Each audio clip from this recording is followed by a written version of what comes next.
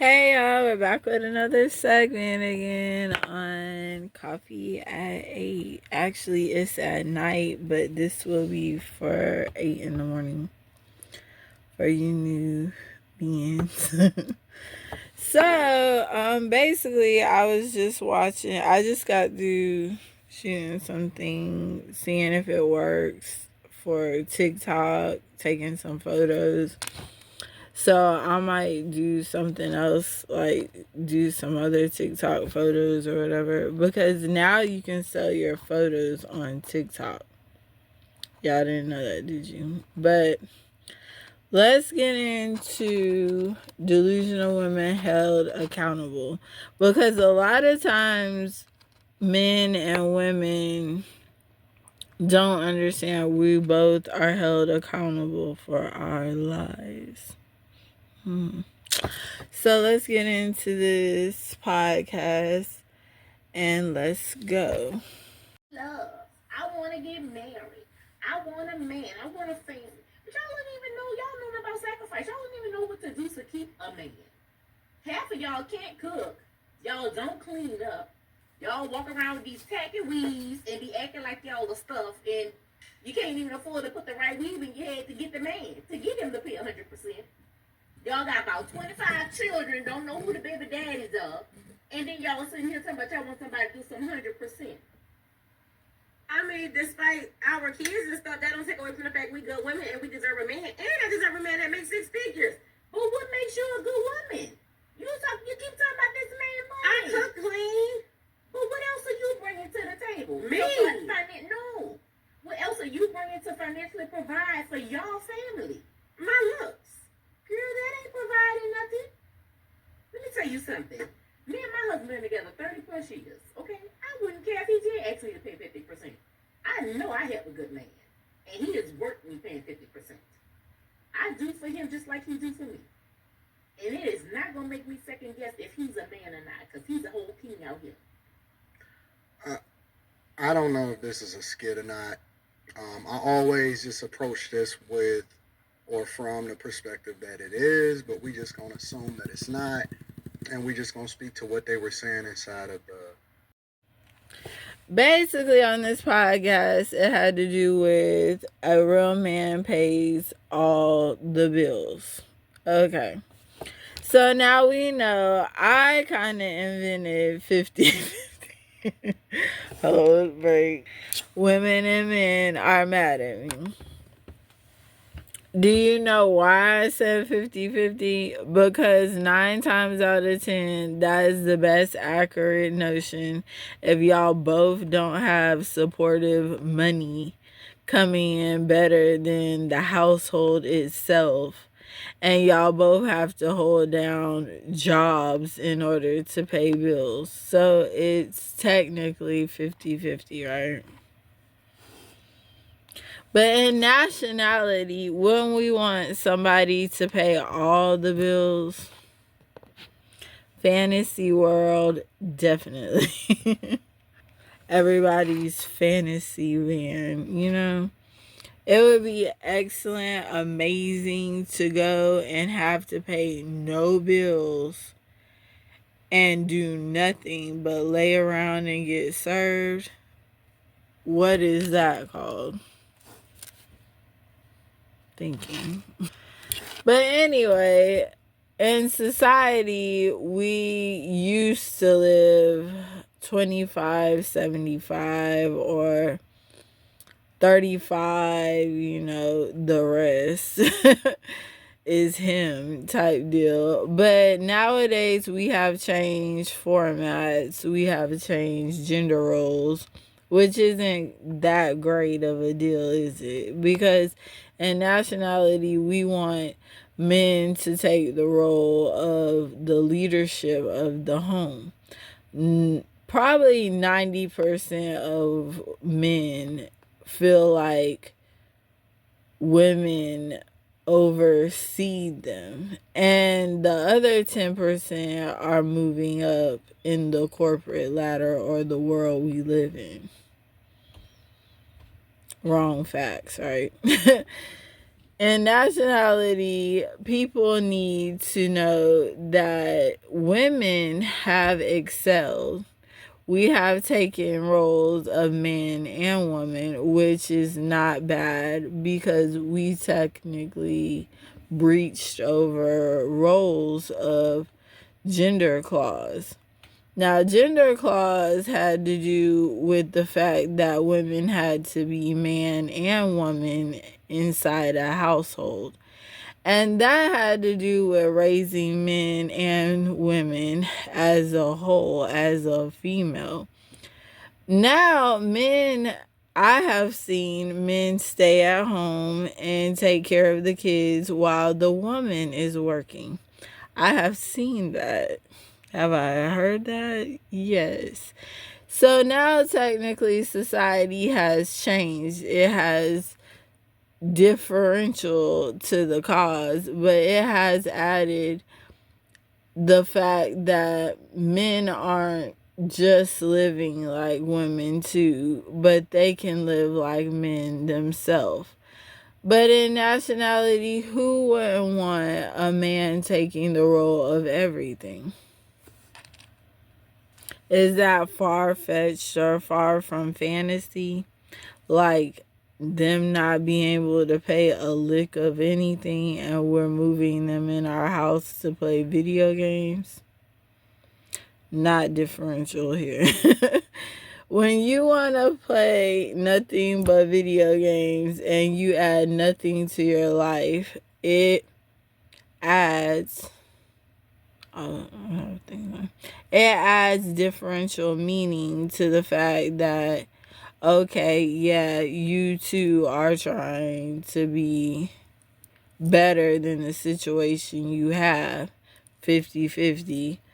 75-25, he can afford the lifestyle you both live. And 35 and the other have to do with the fact that it's a little work out of the woman and more so the man. But in nationality, 50-50 is important because you not only don't have full control over each other, you share joint bank accounts. Y'all are definitely gonna be in love. And you know what the fact is. One and the other is no different from one another. Gender play. Let's go.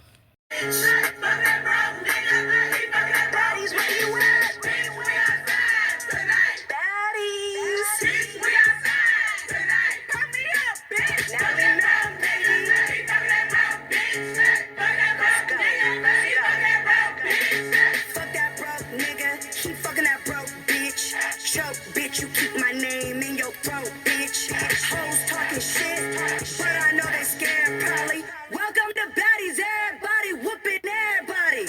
I don't love these niggas, I just love that bad. You hating hoes too young for your titties to sag. We outside, I don't never see you bitches. I ain't never in my feelings, a nigga never catch me slipping. I'm like, bitch, we outside tonight. Oh God, bitch, we outside tonight. Natalie Nunn.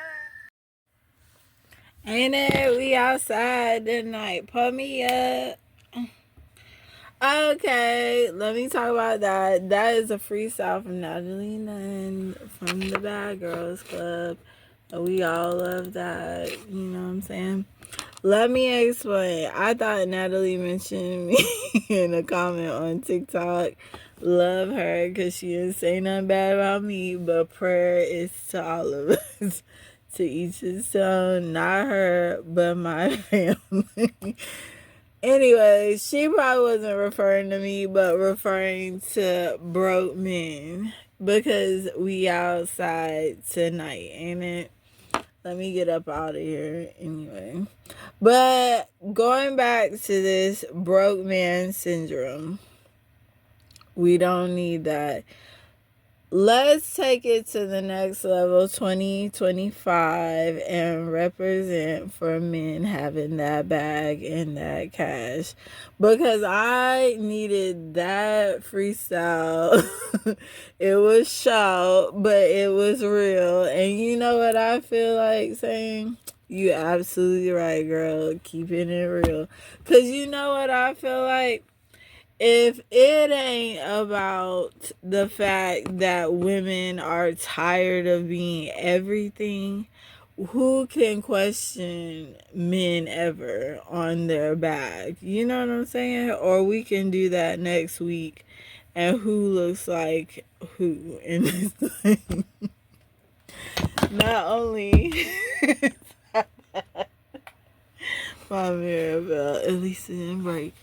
Not only is that bad for us questioning men on their back, because they're supposed to have it, we need to think about the simple fact that I needed to hear that all this year, and all last year, and all this millennium. I have watched several TikToks about men getting asked out, men, this, that, and the third. Who's chasing men? Let's go back to the 21st century. Who's chasing who? And who's courting who? If you feel like you are chasing men, A, run. B, cry. And C, you better have that bag because it's very expensive. I'm sure we all ran into that situation on the fact that, okay, they don't have no money, you do, or the simple fact that you're paying to play. Or another fact, sugar mama is coming out of their mouths to say, And nobody wants to be played whatsoever. And trust me, I've been in this situation before. I bought Jordans. I bought brunch. Is nothing to it? No, it's expensive. So when you start thinking of the simple fact that you two and him or he can go get that bag more so than you, then y'all will live a better life. And guess what? Y'all will both be outside tonight. Gotta go. Boxing ring with Diddy, and she is throwing a lot of heavy punches at him because she is determined to take him down once and for all. If there is one person who has a lot of tea on Diddy, it's Lil' Kim, because she has been with him from the very start of Bad Boy Records and his rise to the top. See, Kim is now exposing Diddy's shadiest and nastiest actions, like how she has been saving women from Diddy's clutches, saving them from being potentially SA'd by him. Not just that, but she also revealed how Diddy has held this against her for years and how he deliberately sabotaged her career. Girl, y'all need to be sad for this because Lil' Kim has stories for days. Y'all, this Diddy situation is getting worse and worse because people in the industry are starting to speak up and recount their encounters with him. And well, let's just say that they don't exactly have nice things to say about him. I mean, it goes without saying that a powerful man like Diddy would have made some enemies in the industry over the years, but it's more than that. Apparently, some artists in the business have known about his bad behavior when it comes to treating women like trash, and rapper Lil' Kim is finally having the guts. And we're here with a cup of coffee again. So, this is Kiki's Tea, and it's Lil' Kim exposes how she rescued women from Diddy, and Diddy blackmailed her. Okay, I know how the truth can get stretched, and things can get said, and people might feel, saying what they say because it's gossip. It's gossip for the streets. So basically, Diddy was basically talked about recent women, recent people that he has kicked it to and been with. And on the up and ups, it had to do with basically talking about how Lil' Kim was rescuing women from him and keeping them, whatever which way, I seem to think that me knowing certain people and knowing that group of men at Bad Boy, they were very nice gentlemen. Now, for the most part, If anything I said, it could have been the true stretch. It could be all this and all that happening or gossip. But in nationality, I feel like, they have really targeted Diddy. And since Cassie, they have went in on this man's life, like totally, like everybody came out the woodwork, and it was horrible because that's what people do when people get fired or get in trouble or get talked about. Everybody tries to jump on a bandwagon about a situation that could be serious or could be not. And it could be just the simple fact of people needing each other or needing love, aka I know what that would be like. But anyway, when it comes to the simple fact that, when you team up on somebody and you keep bringing out suggestive material of them, which couldn't be anything, that maybe it's deteriorating the fact that we're deteriorating black entertainment, that it looks bad, that it's holding us back. And the simple fact that, yeah, we want to come up or say stuff or we want to come against each other, but in nationality, that's not what we want. And that's not what you want. You don't want to see somebody fully exposed out, do you? It's entertainment, y'all. But is it really more so what we need to be listening to and liking? The simple fact is that Little Kim has known P. Diddy all her life. Most of it. You know what I'm saying? Since her rap game, with Notorious B.I.G.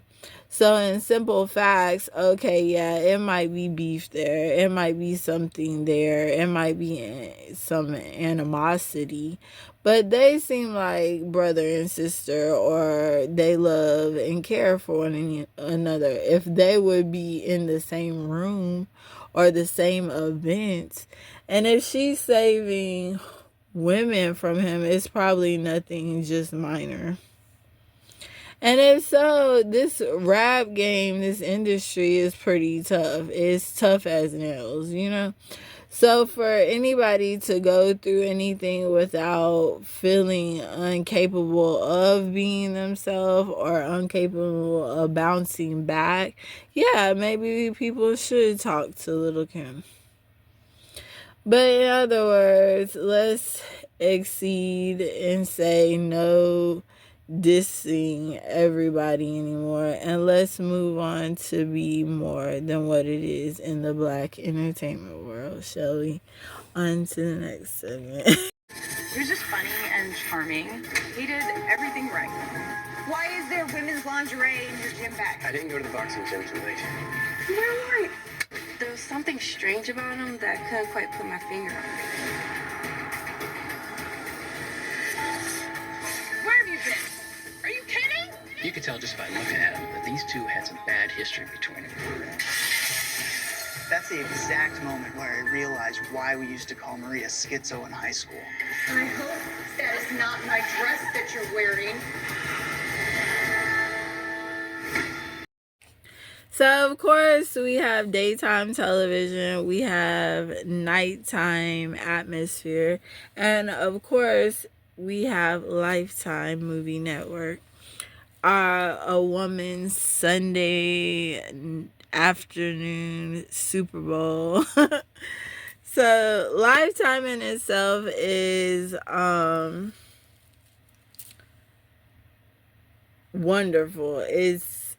Element is absolutely amazing. You know what I'm saying? Of course, you have Lifetime Movie Network. Amazing. You know what I'm saying? Your Sunday morning Super Bowl or afternoon Super Bowl. I'm sorry, I feel weird. It's the Super Bowl for women. You know what I'm saying? We watch that. It has everything to it, and it doesn't matter. It's like a Hallmark, but an atmosphere of, yeah, somebody's gonna snap and something's gonna go wrong, and what should you do in that situation. So it helps you basically to understand the world we live in as itself. So this show is called My Crazy Ex. It has episodes on Lifetime Movie Network. And its one night stands have life-changing consequences. Don't we know that? Like, we haven't had a crazy ex ever. Anybody out here? I went through crazy situations. I've been through all kinds of stuff. Whether my car got messed up or stolen, or my clothes got stolen, or my clothes got messed up, my shoes got broke. And it's been more so hearsay, she say, all over the place. But when you have a crazy ex, it's like, what do you do? Do you call the police on them? Do you set up a harassment case? Do you go as far as retaliation? So on this show, it has to do with a lot of episodes about people who are crazy exes. So I'm really interested in watching this. I'm on it tonight, and I'm not on there, you know what I'm saying? But I'm watching it tonight. So let's get into it. And I'll probably talk furthermore and more conversation about this. But check it out. It's on Lifetime Movie Network. My Crazy Ex. And just keep on the lookout, because we all have them. Thinking about all the times Carrie totally sucked. Welcome to Ms. Mojo, and today we're counting down our picks for the top 10 reasons Carrie Bradshaw was the absolute worst. You'll all come visit, right? Whoa, talk about denial. Before we begin, we publish new content every day, so be sure to subscribe to our channel and ring the bell to get notified about our latest videos. For this list, we're looking at the most horrible, selfish, and inconsiderate things that Carrie did on Sex and the City. We're excluding things that happened in the movies because we already had plenty to work with. Oh, and we won't even be touching on some of her wardrobe choices. Number 10. She's always trying to change big. I left a Hair Pro 1200.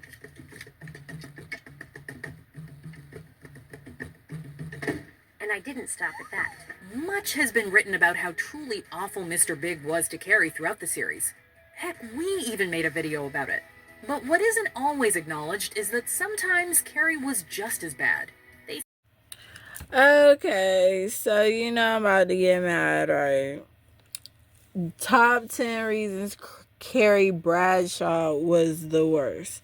As you know, Sex and the City, my favorite show, is on the air, HBO, I believe now. And Sex and the City is, on Max, excuse me, not HBO, retake. I'm back on Max. So apparently, you know, it's been some situations on the show that have occurred, and thank God they have came back to give us a show again, you know, and they were capable of working, you know, the show out, even though I got mad at them looking old one time, because I was like, why would they want to look old ever, you know? But they changed the look of everything at the show. Why would they do that? Ratings probably went down. Things probably happened. And, you know, it's no more Sex in the City, right? Wrong again. They had came back. And they're playing them all over YouTube. The worst of Carrie Bradshaw. Now, Carrie Bradshaw, I feel like, is like me. And it's a character that I can relate to, you know? So with Miss Bradshaw, I hated the fact that they think the worst of her, first of all. But the fact that she was a writer. And not only was she a writer, she lived through her situation, she lived through her lifestyle, her shoes, her clothes, and she was a well noted woman in New York. So the simple fact that some of these worst situations, the fact that she tried to change Mr. Big, the fact that she was a woman, okay, pygmishas. Why are y'all mad that, you know, sometimes you boost the man's level and you make him you know what I'm saying? Like, but it goes into other situations. Sam. Hi, Powerade. About her being somewhat, you know, not nice, not responsible, being selfish or whatever. And it's a character. Come on. It's a character, you know? So, like, in other words, you know, she's a human being. Does she want to play that character in real life? Who would? Because that's a lot of dating. Somebody's that, if it wasn't kind of me ever, you know, or anybody else could relate, you know, but maybe we all have a dose of reality. Now, when they tried to cut this show, I got upset because it's the simple fact that we needed these women. It was a boost of everything. Not only was it up in merchandise, to look at as far as labels or anything else, to look at situations that of dating and relationship status or relationship quotas we have. And it gave us a reality on life, and it was the perfect look to what we live like today in society. Some people said no, but I'ma say yes. This was an excellent review on what we live like today in society. That it's not just about the bag and the clothes and the men or whatever goes. That these women really showed 4 different lives and 4 different lifestyles. So we were able to at least, you know, relate to one, and we were capable of moving to this television set to see this, you know. And I hate that they hate her, because they're, you know, in society and, you know, what we are, they try to take away everything that is good perceiving women. They wanted to take away our hair weaves. They wanted to take away our eyelashes. They wanted to take away makeup. You know what I'm saying? They take away everything we love. And it's so bad, you know, that we, yes, black, white, whatever, can relate to these women. And yes, we are having, you know what. And yes, we do have a Mr. Big. Or yes, we do have, you know, other men in our lives, you know. Who doesn't have an Aiden, you know? So it's like we can relate to all these characters. Or Samantha. Who doesn't have a friend, a Samantha? Or who doesn't have a Charlotte? You know what I'm saying? Or, you know, who doesn't have these girls in retrospective of who these are? Or a Miranda. Y'all know I felt it. No, I love Miranda though, because Miranda was basically the lawyer. Samantha was the publicist. Charlotte was the at-home woman, housewife with her husband. And Carrie was the writer. So, of course, we love these women. Please come back and shine some light on this world. But if anybody else hated it, we hate them too. So you're not the worst anything, Carrie Bradshaw. Might as well keep going and showing us this beautiful concept of a lifestyle that we all would want to live. So haters will hate. So we're gonna go and delegate. So I'm out. That's the end of tea. No, coffee. And I'm done. And I'll holler at y'all later. Gotta go. Bye. Bye.